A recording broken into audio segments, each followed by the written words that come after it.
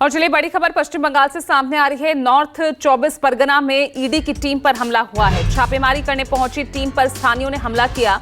Ration घोटाला मामले में रेड करने पहुंची थी ईडी की टीम और देखिए किस तरह से स्थानियों ने टीम के साथ मारपीट की, गाड़ियों में तोड़फोड़ भी की है। तस्वीरें सामने आई हैं। टीएमसी नेता के घर रेड करने पहुंची थी ईडी की टीम राशन घोटाला मामले में और देखिए वहां पर स्थानीय लोगों ने किस तरह से ईडी की टीम के साथ ही मारपीट की और उनकी गाड़ियों तक को नहीं छोड़ा, तोड़फोड़ की, पथराव किया। तो पश्चिम बंगाल से ये तस्वीरें सामने आई है। राशन घोटाला मामले में ईडी पहुंची थी रेड करने और जो जब्त हथियार, कैश, वो तस्वीरें भी आपको दिखा रहे हैं। बड़ी खबर पश्चिम बंगाल से सामने आई है। तो ईडी की टीम रेड करने पहुंची थी नॉर्थ 24 परगना में और वहां पर देखिए किस तरह से छापेमारी करने गई टीम पर स्थानियों ने हमला किया, उनकी गाड़ी में तोड़फोड़ की। तो तस्वीरें हम आपको दिखा रहे हैं। ये पश्चिम बंगाल से जहां टीएमसी नेता के घर पर रेड करने पहुंची थी टीम।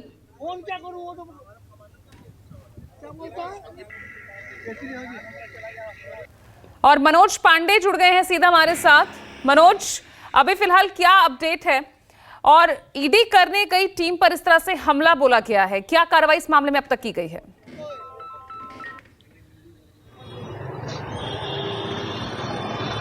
देखिए, आपको पहले बता दें कि ये दक्षिण 24 परगना का संदेश खाली जगह है।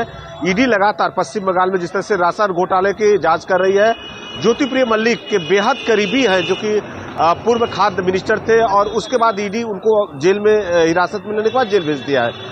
अब ईडी ऐसे कई दस्तावेज को जुटाने की कोशिश कर रही है कि जो राशन घोटाले में दुर्नीति हुई है, जिस तरह से घोटाला हुआ है, वहीं पे देखिए जिस तरह से संदेश खाली में जब टीएमसी के नेता के घर पे ईडी के अधिकारी जब पहुंचे थे, करीबन 200 से ज्यादा जो ग्रामीण थे पूरे ईडी अधिकारियों को घेर लिए हैं, गांव में जाने नहीं दे रहे थे और सीआरपीएफ के जो जवान थे उनके साथ में भी धक्का मुक्की हुई है। सीआरपीएफ के देखिए आपको बता दें कि 2 गाड़ियों को तोड़ा गया है। ईडी के 2 अधिकारियों को गंभीर चोटें आई है, सर में चोट लगी है, उन्हें हॉस्पिटल में यहाँ पे इलाज कराया गया। उसके बाद ईडी अधिकारी वहां से वापस आना पड़ा क्योंकि गाँव के इतने लोग थे, विरोध कर रहे थे, जिससे ईडी की कार्रवाई को नहीं किया जा सकता। देखिए अब इसको लेकर विरोधी पार्टी जिस तरह से बीजेपी के शुभेंदु अधिकारी के साफ तौर पर आरोप है कि पश्चिम बंगाल में आखिर कानून व्यवस्था किस हद तक पहुंच चुकी है, कानून व्यवस्था कहां पे है। जिस तरह से ईडी के अधिकारी जब जांच के लिए जाते हैं उन्हें भी बख्शा नहीं जा रहा, उन्हें भी छोड़ा नहीं जा रहा। तो ये सबसे बड़ा सवाल उठ रहा है विरोधियों दल की तरफ से।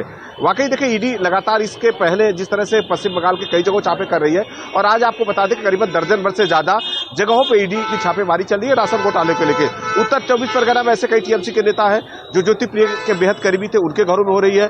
दक्षिण 24 परगना में संदेश खाली जो टीएमसी के नेता थे, इनके घर पहुंची थी। वाकई कह सकते हैं पूरे इलाके में इस समय पुलिस में छावनी में तब्दील हो चुका है। वहां पे कई मीडिया कर्मियों की गाड़ियों को तोड़ा गया है, कई मीडिया कर्मियों को भी उनको भी बख्शा नहीं गया क्योंकि वो जो जिस तरह से वहां पे रोक रहे थे उसको वो विजुअल उठाया न सके, किसी को दिखाया न जाए, इसको लेकर गांव वाले विरोध कर रहे थे। वाकई इस समय तनाव की पूरी स्थिति बनी हुई है, लेकिन विपक्ष के तरफ से हमलावर शुरू हो चुका है।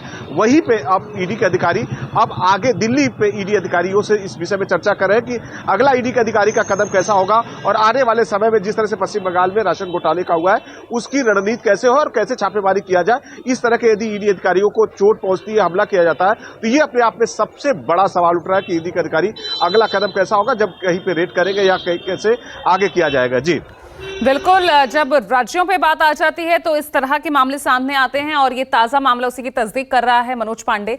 अब ऐसे में क्या कोई बयान टीएमसी की तरफ से सामने आया इस पूरे मामले को लेकर?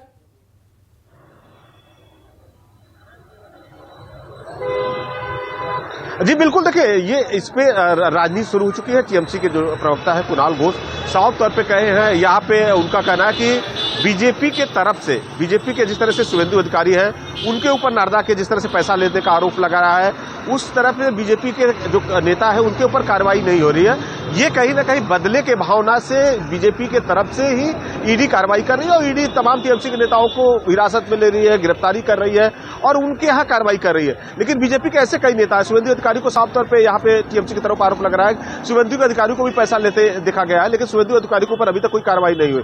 तो कह सकते हैं कि राजनीति आरोप प्रत्यारोप की दोनों तरफ से हो रही है और यही पे साफ तौर पे शुभेंदु अधिकारी का कहना है कि जिस तरह से वो यहाँ पे टीएमसी के है, कानून व्यवस्था नहीं है, इस तरह के पश्चिम बंगाल के लोगों को यहाँ जो आम लोग हैं उनमें सुरक्षित नहीं है, ईडी अधिकारियों को इस तरह से किया जा रहा है। तो अब राजनीति इसमें शुरू हो चुकी है। देखिए 2024 का लोकसभा चुनाव है, बीजेपी भी किसी हद तक यहाँ पश्चिम बंगाल में वोटरों को अपनी तरफ कोशिश करना चाहती है और टीएमसी भी किसी मुद्दे को छोड़ना नहीं चाहती है। लगातार बीजेपी भ्रष्टाचार के मामले को उठा रही है और वही ठीक है, विपक्ष तो वैसे भी चाहे वो टीएमसी हो या विपक्ष का कोई और घटक दल हो, लगातार ईडी सीबीआई के दुरुपयोग का आरोप बीजेपी पर लगातार रहा है और उसी मामले में अब देखिए किस तरह से राजनीति शुरू हो गई है जब ईडी की टीम पर ही पश्चिम बंगाल में इस तरह से हमला किया जाता है और ज्यादा गर्म होती है अब यहाँ पर राजनीति नजर आएगी। बहुत बहुत शुक्रिया आपका मनोज पांडे तमाम जानकारी के लिए।